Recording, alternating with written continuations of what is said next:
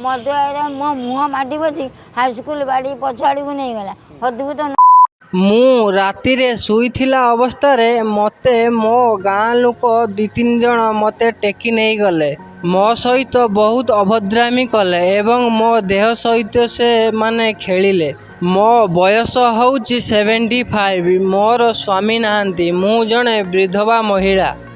ରାତିରେ ବହୁତ ଗରମ ହେଉଛି ବୋଲି ମୁଁ ଆମ ଦାଣ୍ଡ ପିଣ୍ଡାରେ ଶୋଇଥିଲି, କିନ୍ତୁ ସେମାନେ ଆସି ରାତିରେ अरे कहना क्या चाहते हो? ମୋର କହିବା କଥା ଯେ ଏ ଶଳାଗୁଡ଼ାଙ୍କୁ କି ଶାସ୍ତି ଦରକାର କମେଣ୍ଟ କରନ୍ତୁ। नमस्कार फ्रेंड, मो वीडियो को जदि फर्स्ट टाइम देखुचंती मो चैनल को सब्सक्राइब करंतु एवं गोटे लाइक करंतु, मो चैनल को गोटे कमेंट करंतु। वाह क्या सीन है,